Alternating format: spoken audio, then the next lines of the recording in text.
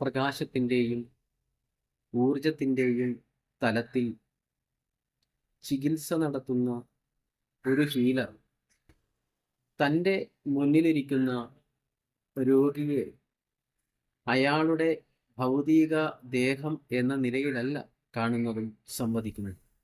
പകരം തൻ്റെ മുന്നിലിരിക്കുന്ന ഊർജ പാറ്റേണുകൾ അല്ലെങ്കിൽ ഊർജ സംഘാതം എന്ന നിലയിലാണ്.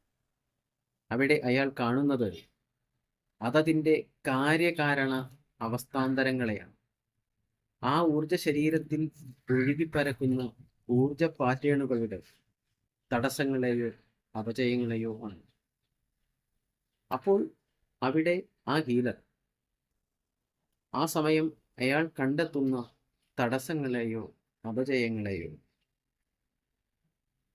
സ്വാഭാവികമായ അയാളുടെ ഹീലിംഗ് ശേഷികളെ ഉപയോഗപ്പെടുത്തി, ഹീലിംഗ് കഴിവുകളെ ഉപയോഗപ്പെടുത്തി ആ തടസ്സങ്ങളെ പരിഹരിക്കുമ്പോൾ, ആ അപജയങ്ങളെ ഇല്ലാതാക്കുമ്പോൾ, അവിടുത്തെ ഊർജ പാറ്റേണുകളെ, അവിടുത്തെ വൈബ്രേഷൻസിനെ, ഫ്രീക്വൻസിനെയൊക്കെ വളരെ കൃത്യമായിട്ട് താളാത്മകതയിലേക്ക് പരിവർത്തനപ്പെടുത്തുമ്പോൾ അത് സ്വാഭാവികമായും ആ രോഗിയുടെ ക്വാണ്ടം തലത്തിലുള്ള ഊർജ ശരീരത്തിൽ അത് മാറ്റങ്ങൾ വരും.